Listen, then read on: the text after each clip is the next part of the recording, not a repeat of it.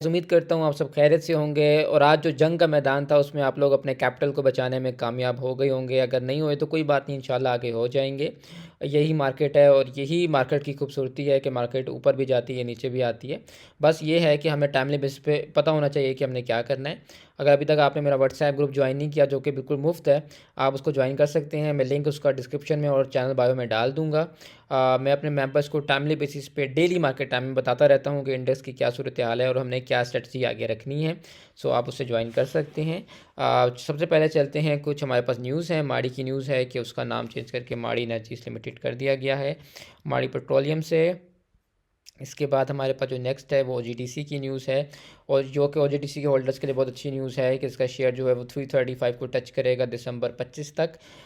वैसे करना भी चाहिए क्योंकि एक बहुत अच्छी कंपनी है। हमारी भी इसमें एंट्री थी और हमने इवन कल भी इसमें हमने कमाई की, आज भी सुबह हमने इसमें कमाई की। मैं दिखाता हूँ आपको चार्ट में फिर। सो ये भी एक अच्छी न्यूज़ है।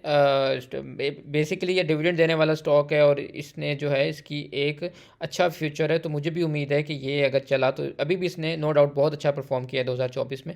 सो आगे भी यही उम्मीद है कि अच्छा परफॉर्म करेगा। इसके बाद जो नेक्स्ट हमारे पास न्यूज़ है वो WTL की है। WTL का AI का इनका जो है सीन ऑन हुआ है। सो इस पे मुझे उम्मीद है कि इस पे जो है इसमें भी कुछ बेहतरी नज़र आएगी। लेकिन वही बात है, ये पेनी स्टॉक्स है तो मैं मना ही करता हूँ कि इनमें नहीं जाना चाहिए। और WTL का तो एक तरीका है इसको ख़रीदने का कि आपने 1.15 1.2 पे ख़रीद लें और इसको 1.90 तक निकाल दें। तो ये इसका तरीका है लेने का, इसमें कोई रॉकेट साइंस नहीं है। आपको साल में एक बार कभी ना कभी ये 1.15 या 2 रुपये या 1.20 पे मिल जाता है। तो आप फिर इसको 1.9 या इसको 2 रुपये पे आप निकाल सकते हैं। तो ये इसकी टोटल जो है ना एक प्रोजेक्शंस होती हैं जो हर साल ही फॉलो होती हैं। इसके बाद नेक्स्ट हमारे पास PRL है। PRL को लोन मिल गया एक्सपेंशन के लिए, इसके लिए अच्छा है। लेकिन PRL में हम काम नहीं करते, हम ATRL और NRL में काम करते हैं, अच्छी बड़ी कंपनीज लेते हैं हम। इसके बाद बिग बर्ड है। बिग बर्ड में का भी आज न्यूज़ आई थी, इसके बाद इसमें भी हमें गेन देखने को मिले थे। इसके बाद अगर हम चले जाएं अपने व्हील की तरफ तो आज सब कुछ ही उड़ा पड़ा है। FFC ने अच्छा परफॉर्म किया है, एंग्रो ने किया है और बाकी सब ऑलमोस्ट इसका उड़ा पड़ा है। अगर हम टॉप पॉइंट कंट्रीब्यूटर में देखें तो एंग्रो, FFC और इसके अलावा एयरलिंक ने परफॉर्म किया है। बैंकिंग सेक्टर उड़ा पड़ा था, आपको GDC, माड़ी, PPL, UPL सारे उड़े पड़े थे। ये सुबह इन सब ने अच्छे गेंस दिए थे, उसके बाद ये उड़ गए थे। सो इसीलिए मैं आप लोगों को कह रहा हूँ आजकल के आप लोगों ने होल्डिंग नहीं रखनी। आज ग्रुप में भी मैंने मेंबर्स को सुबह ही कह दिया था ऑलमोस्ट कोई 11 11:30 बजे कि यार जहाँ पे भी जो चीज़ चल रही है, पैसों में हो, प्रॉफिट में हो, भाग जाओ। आपने होल्ड नहीं करना क्योंकि इस वक्त मार्केट ऐसी है जहाँ 10 पैसे बनते हैं लोग भाग जाते हैं। सो आपने भी यही करना है कि जहाँ आपके पैसे बन रहे हैं आप निकल जाएं, उसी में हमारा भला है। इसके बाद चलते हैं, अगर हम देखें तो आज कोई मार्केट ने 2000 पॉइंट निकाले हैं, 114 पे मार्केट आ गई है। सुबह मार्केट ने 1000 पॉइंट डाले थे। जैसा कि मैंने आप लोगों को कल भी वीडियो में बताया था, आप लोग चेक कर सकते हैं कि मैंने यही बताया था कि 116 पे है, 1,16,000 पे मार्केट है, तो ये 1,17,000 पे जाएगी। 1000 पॉइंट तो मार्केट डालेगी ही डालेगी। और वही हुआ, मार्केट ने 1000 पॉइंट डाले और हमने जो चीज़ें कल ख़रीदी थी वो हमने ऊपर माल बेच दिया, या जो किसी ने सुबह भी ख़रीदा था तो वो भी उसको उसने प्लस में निकाल दिया। सो ये एक बात थी। लेकिन अभी जो है अब हम जाकर देखते हैं मार्केट का क्या है। अगर हम स्टॉक्स की बात करें तो पेनी ही रहे हैं, जिसमें से PRL को मार पड़ी है, कैल को, BOP को, पेल को, BBFL को। हालांकि इसने भी गेंस अच्छे दिए हैं पीछे कुछ टाइम में। WTL जो है वो न्यूज़ पे परफॉर्म किया है। इसके बाद अगर हम अपने सर्किट ब्रेकर्स देख लें तो इसमें कोई ऐसा सच नहीं है जो समझ आने वाला स्टॉक हो, और ना लोअर कैप में कोई ऐसा स्टॉक है। चलिए फिर चलते हैं अपने ट्रेडिंग व्यू पे और देखते हैं कि आज क्या हो रहा है इंडेक्स के साथ। इंडेक्स की जहाँ तक बात है तो जैसा कि मैंने आप लोगों को बताया था कि इंडेक्स 1000 पॉइंट डालेगा, और इंडेक्स ने वही किया कि गैप अप ओपनिंग दे के इंडेक्स ने 1000 पॉइंट ऑलमोस्ट ऐड किए मार्केट में। उसके बाद में रिवर्सल आया, और रिवर्सल के बाद मैंने आपको ये बताया था कि यहाँ तो या ये इस सपोर्ट से या तो सपोर्ट लेके ऊपर जाएगा 120 की तरफ। एक तो ये सिनेरियो, अगर इसने यहाँ से सपोर्ट ना ली तो ये मज़ीद नीचे जाएगा, और वही हुआ कि नीचे आया। और मैंने आप लोगों को ये भी बताया था कि ये इस सपोर्ट से सपोर्ट नहीं लेगा। उसकी रीज़न ये है कि यहाँ भी इसने इस सपोर्ट से सपोर्ट नहीं ली थी। सो ये नीचे या तो यहाँ आएगा या फिर यहाँ तक आएगा। तो वही हुआ कि इसने इससे सपोर्ट नहीं ली और इसने नीचे आके इससे ही सपोर्ट ऑलमोस्ट ली है, और लेके इसने यहाँ पे एक हैमर क्लोज किया। हैमर जो है ये एक बुलिश हैमर है।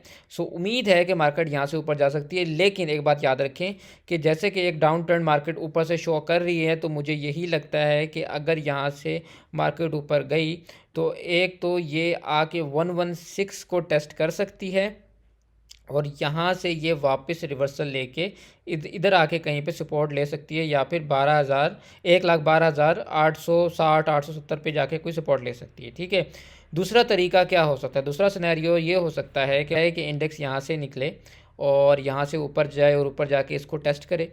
टेस्ट करने के बाद नीचे आके ये नीचे आने की जगह यहीं पे टेस्ट करे। ठीक है, और यहाँ पे टेस्ट करने के बाद यहाँ से मज़ीद ऊपर निकले हाई बनाने के लिए, और फिर यूँ आए एंड देन फिर ये यूँ जाए। ठीक है, और हम भी चाहते हैं अल्लाह करे ये ऐसे ही हो कि यहाँ से ऊपर जाए, और ये डिप लेता भी है तो आके ये 114,706 पे सपोर्ट लेके मज़ीद ऊपर जाए एंड देन फिर 116 से सपोर्ट लेके मज़ीद ऊपर जाए। हम भी ये दुआ करते हैं कि अल्लाह करे कल इसी तरह मार्केट परफॉर्म करे और हमारे अच्छे प्रॉफिट्स बने। अब चलिए फटाफट से चलते हैं अपने स्टॉक्स पे और देखते हैं हमारे स्टॉक्स आज हमसे क्या कह रहे हैं। एयर लिंक ने अपना एक तो एसएल नहीं तोड़ा, ऊपर से इसने अपना ट्रेंड नहीं तोड़ा, ये बहुत अच्छी बात है। तो 204 का इसका जो एसएल था आप वही रख सकते हैं ऊपर। अभी अगर यहाँ से ऊपर जाता है ना कल, तो आपने अपना एसएल मूव कर लेना है यहाँ पे 207 पे एसएल मूव कर लेना, और ये फिर ऊपर जाके आपको 215 और 215 के बाद 220 तक दिखा सकता है। ठीक है, ये भी अच्छी कंपनी है, बुरी कंपनी नहीं है, और इवन ये ट्रेंड में है, अच्छी बात ये, और इसने अपना एसएल नहीं हिट कराया। सो इसमें भी आपने कम से कम एसएल उठाने हैं, क्योंकि देखें अगर ये यहाँ से ऊपर जाता है ना एक बार, तो आपका कन्फर्मेशन हो जाएगी। ठीक है, यहाँ से ऊपर जाए तो अगर आप इसमें फिर बैठते हैं ना, तो उसमें फ़ायदा ये है कि आपका एसएल जो है करीब हो जाएगा। यहाँ पे आपका एसएल बहुत दूर बन रहा है, कोई आपको ये 10 रुपये का एसएल बन रहा है। तो पीपीएल जो है इसको आप देख सकते हैं, क्योंकि इसने अपना प्रीवियस लो नहीं तोड़ा और अभी इस वक्त इसने हैमर क्लोज की है, और इसका एसएल बिल्कुल हैमर के नीचे है, मतलब 183 इस टाइम चल रहा है, और 181.75 का आपका स्टॉप लॉस बन रहा है, मतलब हार्डली आपका कोई 1 रुपये 1.5 रुपये का एसएल बन रहा है। सो अगर आप यहाँ पे इसको देखते हैं, सो आपको ये आगे जाके अच्छे गेंद दे सकता है। 214 तक इसमें जगह मौजूद है। ठीक है, लेकिन एक बात याद रखें कि आपने 214 तक नहीं बैठना, आप यहाँ पे माल निकाल दें, फिर यहाँ पे निकाल दें, फिर जब नीचे आए फिर पकड़ें इस रेट के लिए, फिर ऊपर आप इसको पकड़ें इस रेट के लिए। आपने हर रेजिस्टेंस पे माल अपना सारा निकालना है, और जब वो डिप ले तो दोबारा पकड़ लें उसको। मैं आपको बना के दिखाता हूँ, अगर ये यहाँ से जाता है ना, आप यहाँ पे सारा माल निकाल के शार्ट हो जाएं। ठीक है, ये फिर नीचे आए यहाँ पे, आप यहाँ फिर पकड़ लें, फिर ये ऊपर जाए यहाँ बेच दें, फिर ये ऐसे ऊपर जाए जाके नीचे आएगा, फिर पकड़ लें, फिर यहाँ बेच दें। आपने यूँ चलना है, आपने सिर्फ इसको होल्ड नहीं रखना। अगर आप इसको होल्ड रखते हैं ना, उसमें मसला ये है कि वापस वही रेट आ जाएगा। अब मैं आपको एफएफसी दिखाता हूँ। ठीक है, एफएफसी मैंने कल इसकी कॉल दी, और मैंने आप लोगों को वीडियो में भी कहा था कि इसको देख सकते हैं, और ये मैंने 375.48 का एसएल रखवाया था। आप देखें तो कितना एक्सेप्शनल इसने गेंद दिया, ये कोई 398.62 लगा के आया है। ठीक है, और आप ये देखें कि जिस बंदे ने इसको यहाँ नहीं बेचा, तो ये तो वो तो वापस उसी रेट पे खड़ा हो गया ना, कि जिस पे उसने सुबह लिया होगा, या वो कल जाते हुए लेके गया था। इसलिए मैं कह रहा हूँ कि आपने इस वक्त ये करना है कि जो चीज़ जहाँ बिक्री है बेच के निकलें, आपने होल्ड नहीं करना। ठीक है, जहाँ तक एफएफसी की बात है, तो एफएफसी भी आप देख सकते हैं कि अप ट्रेंड में है, और इसने प्रीवियस लो ब्रेक नहीं किया, नीचे से इसे रिजेक्शन मिली है।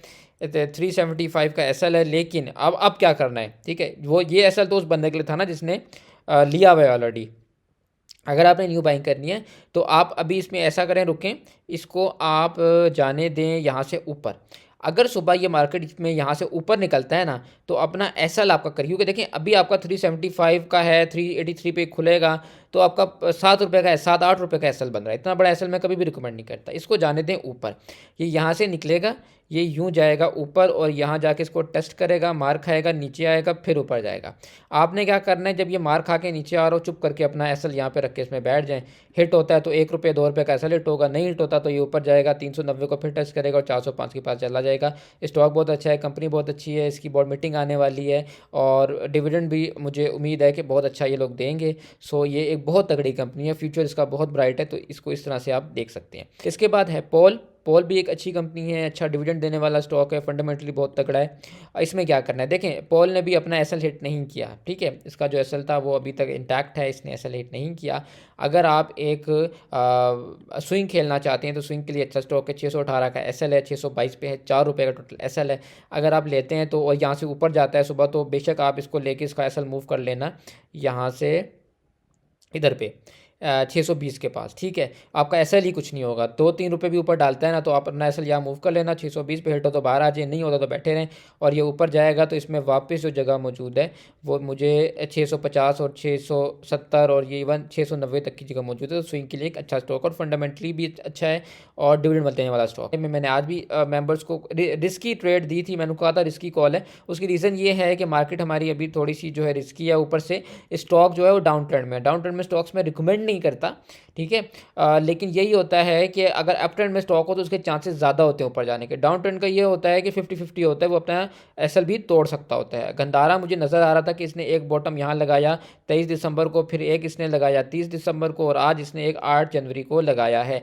तो ये ट्रिपल बॉटम के बाद उम्मीद है ऊपर जा सकता है। जिस तरह मैंने आपको ओजीडीसी का बताया था कि उसने ट्रिपल बॉटम के, उसके बाद कितने एक्सेप्शनल गेंस आई हैं उसमें। सो इसमें भी मुझे यही उम्मीद थी, इस वजह से मैंने जाते हुए कॉल दी थी कि यार 564 का ये लो है और 562 है तो 2 रुपये का एसएल बन रहा है। इसको अगर आप देखते हैं तो ये ऊपर में 585 और 608 की मुझे जगह नज़र आ रही है, ठीक है। अभी भी ये है कि 569 पे अगर आप लेते हैं तो 8 रुपये का आपका एसएल बनेगा। लेकिन आपने सिर्फ ये कॉल उस बंदे के लिए है जीएचएनआई की जो रिस्क टेकर है, जो एसएल हिट करवा सकता है, वो बंदा इस स्टॉक में जाए। दूसरे बंदे क्या करें? दूसरे बंदे ये करें कि इसको जाने दें, ये यहाँ से जाएगा 585 को टेस्ट करके नीचे आएगा। 585 को टेस्ट करके नीचे आके फिर ऊपर निकलता है ना तो आपने फिर चुप करके इसको यहाँ पे अपने लो पोस्ट करता है तो आपने यहाँ पे इसको ख़रीद के इसमें बैठ जाना है 572 का एसएल रख के, और फिर ये आपको 585 और 608 करा सकता है, ठीक है। इसके अलावा बहुत से ऐसे स्टॉक्स हैं जिनमें मुझे या तो एसएल काफ़ी बड़े हैं या फिर वो मुझे भी टर्न में नहीं लग रहे, इसलिए मैंने उनकी कॉल्स नहीं दी हैं आपको। जहाँ तक बात है आप लोगों की कि मार्केट की क्या सूरत हाल है, हमने करना क्या है, तो मैंने वही आप लोगों को स्ट्रेटजी बताई है कि एसएल्स लगा के रखें, एसएल्स के बगैर नहीं रहना, मार्केट में नहीं फंसना। आप लोगों ने एक बार मार्केट में फंस जाता है बंदा तो बंदे का जो रेट है वो बहुत अरसे बाद आता है और फिर बंदा परेशान होता रहता है, यार ये और ना गिर जाए और ना गिर जाए, मार्केट ना गिर जाए, स्ट्रक्चर ना टूट जाए। तो ये मार्केट ऐसी है, इसमें आपने नहीं फंसना। छोटे नुकसान को गले लगा लें इससे पहले कि बड़ा नुकसान जो है वो आपको तंग करे, आपके पोर्टफोलियो को ख़राब करे और आप बिला वजह परेशान हो, ठीक है। तो छोटा स्टॉप लॉस रखें। मैं हमेशा आप लोगों को वो स्टॉक्स बताता हूँ जिनके छोटे स्टॉप लॉसेज होते हैं ताकि आप लोगों को कम से कम नुकसान हो और ज़्यादा से ज़्यादा प्रॉफिट हो। सो ये थी आज की वीडियो। मैंने एक और आप लोगों से वादा किया मैं आप लोगों को टेक्निकल कोर्स लेके आऊँगा, बस मुझे ज़रा टाइम मिल जाए तो मैं ज़रूर वो उस पर वर्किंग करता हूँ एंड देन आप लोग लेके आता हूँ।